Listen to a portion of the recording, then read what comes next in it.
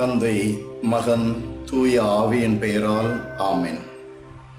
அன்பு நிறைந்த எங்கள் தகப்பனே இறைவா, உம்மை நாங்கள் துதித்து போற்றுகிறோம், தாழ்மையுடன் ஆராதிக்கிறோம், நன்றி செலுத்துகிறோம். சுவாமி, இரக்க மிகுந்த எங்கள் கடவுளே,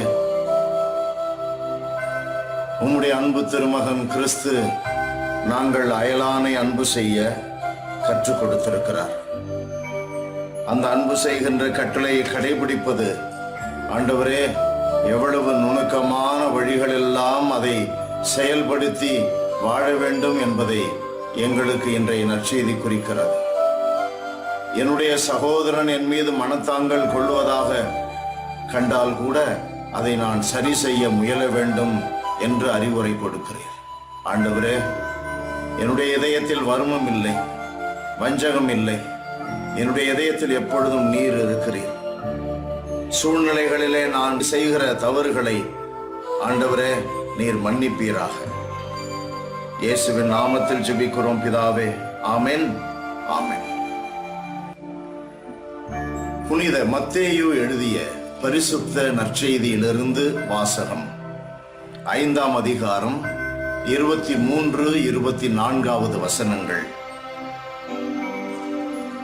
இயேசு அவர்களுக்கு கூறியது: நீங்கள் உங்கள் காணிக்கையை பலிபீடத்தில் செலுத்த வரும் பொழுது உங்கள் சகோதரர் சகோதரிகள் எவருக்கும் உங்கள் மேல் ஏதோ மனத்தாங்கல் உண்டன அங்கே நினைவுற்றால், அங்கேயே பலிபீடத்தின் முன் உங்கள் காணிக்கையை வைத்துவிட்டு போய் முதலில் அவரிடம் நல்லுறவு ஏற்படுத்திக் கொள்ளுங்கள், பின்பு வந்து உங்கள் காணிக்கையை செலுத்துங்கள் என்றார்.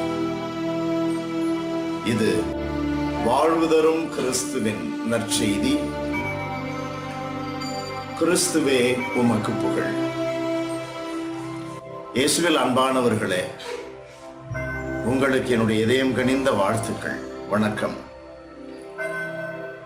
அன்பிற்குரியவர்களே, மீகா புத்தகத்தில் 6வது அதிகாரம் அதில் 8வது வசனமாக நாம் வாசிக்கிறோம்: ஓ மானிடா, நல்லது எது என அவர் உனக்கு காட்டியிருக்கின்றாரே, நேர்மையை கடைபிடித்தலையும் இரக்கம் கொள்வதில் நாட்டத்தையும் உன் கடவுளுக்கு முன்பாக தாழ்ச்சியோடு நடந்து கொள்வதையும் தவிர வேறு எதை ஆண்டவர் உன்னிடம் கேட்கிறார்?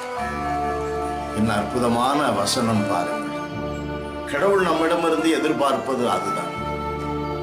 உள்ளத்திலே எந்த ஒரு சூழலிலும் மற்றவர்களை புண்படுத்துவது, மற்றவர்களுடைய உள்ளத்தை கெடுப்பது, மற்றவர்களுக்கு மிகுந்த வருத்தத்தை அளிப்பது என்பது நேராதபடி பார்த்து கொள்ளுகின்ற மென்மையான மனம் நமக்கு தேவை. மிக கடினம்தான். ஆனால் அது மட்டும் தானே கடவுள் நம்மிடமிருந்து எதிர்பார்க்கிறார். அதை செய்தால் கடவுள் நமக்கு கொடுக்கிற பரிசு என்ன? வாழ்வு, நிம்மதி, சந்தோஷம். இந்த உலகம் அதை தர முடியாது. கோடி கோடியாக கொட்டினாலும் அதை தர முடியாது. God bless you. Praise the Lord.